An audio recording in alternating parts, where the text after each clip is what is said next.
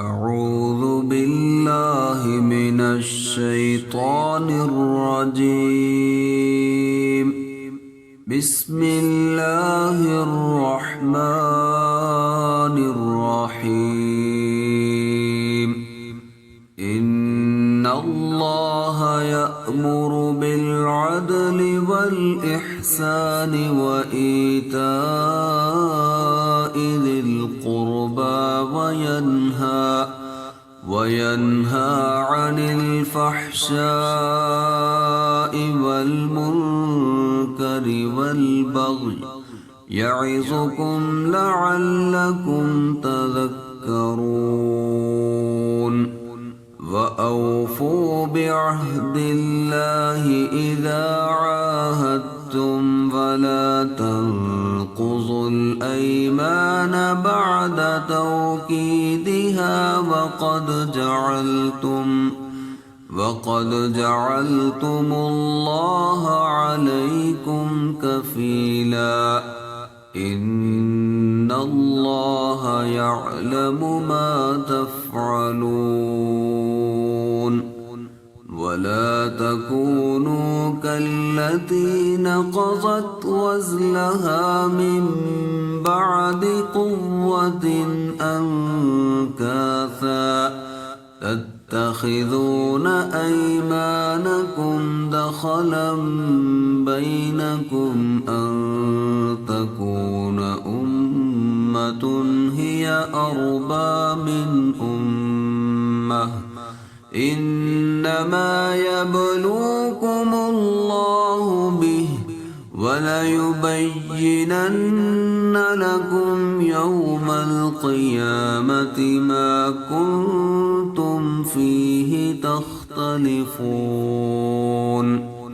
ولو شاء الله لجعلكم أمة واحدة ولكن يضل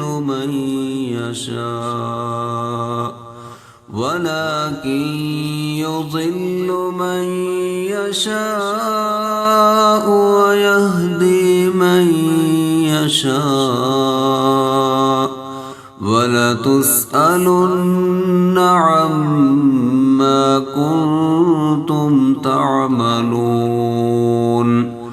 ولا تتخذوا أيمانكم دخلا بينكم فتزل قدم بعد ثبوتها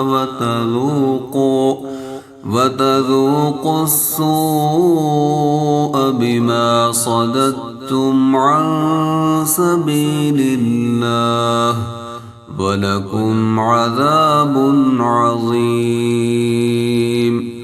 ولا تشتروا بعهد الله ثمنا قليلا. إنما عند الله هو خير لكم إن كنتم تعلمون. ما عندكم ينفد وما عند الله باق ولنجزين الذين صبروا أجرهم بأحسن ما كانوا يعملون. من عمل صالحا من ذكر أو أنثى وهو مؤمن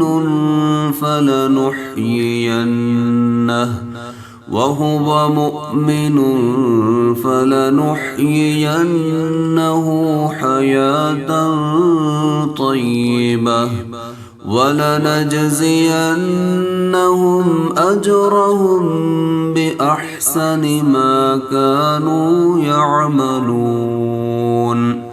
فإذا قرأت القرآن فاستعذ بالله من الشيطان الرجيم. إن إنه ليس له سلطان على الذين آمنوا وعلى ربهم يتوكلون